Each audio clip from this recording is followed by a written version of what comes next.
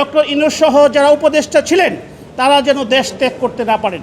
ইতিমধ্যে দেশবাসী সহ আপনারা সবাই সাক্ষী হয়েছেন, ওনারা কিন্তু এসেছিলেন কুঠা না মেধা এই একটা কারণে, যেখানে আমাদের গণতান্ত্রিক পরিবেশ সৃষ্টি করার জন্য, যেটা আপনারা দেখেছেন নেপালে। কিন্তু ওনারা এসে আমাদের প্রতিষ্ঠিত 1979 থেকে যে টিকা দেওয়া হতো হাম বাম যেটা বলা হয়, যারা জাদুঘরে চলে গিয়েছিল, সেইটাকে ওপেন টেন্ডার ব্যবস্থা করেছিল। যে কারণে ইউনিসেফের আমাদের কান্ট্রি ডিরেক্টর উনি বলেছে Rana forward God sake please don't do. তারপরেও তারা এটা করেছে, যে কারণে আজকে আমাদের শত শত শিশু মারা যাচ্ছে এবং আপনাদের রিপোর্টের মাধ্যমে মানুষ দেখছে। আপনাদের আরেকটি কথা বলে রাখি, এখনও বাংলাদেশে প্রাণ ফ্রুটো, সময় অসময় ফ্রুটোময়। আমার মা বোনদের অনেকের বাচ্চা ইনফ্যান্ট শিশু অসুস্থ হওয়ার পরে হসপিটালে যাওয়ার মতো যোগ্যতা তাদের নাই, তাদের রিপোর্ট কিন্তু আপনাদের কাছে আসে না, তাদের সংখ্যা আসে না।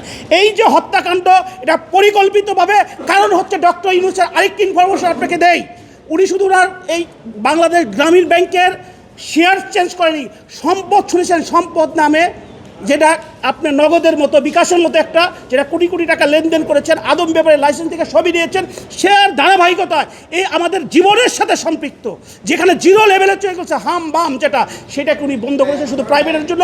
আমি আমার রিট পিটিশন আজকে দায়ের করেছি 6548/2026। আমি পিটিশনার, কারণ হচ্ছে এটাকে একটা থ্রোলি ইনভেস্টিগেশন করতে হবে, যেটা আইনের 3 দ্বারা ইনকোয়ারি কমিশন অ্যাক্ট, এবং ইনকোয়ারি না হওয়া পর্যন্ত এই প্রত্যেকটা লোক ডক্টর ইউনূস থেকে আরম্ভ করে অ্যাডভাইজাররা যেন দেশ ত্যাগ করতে না পারে।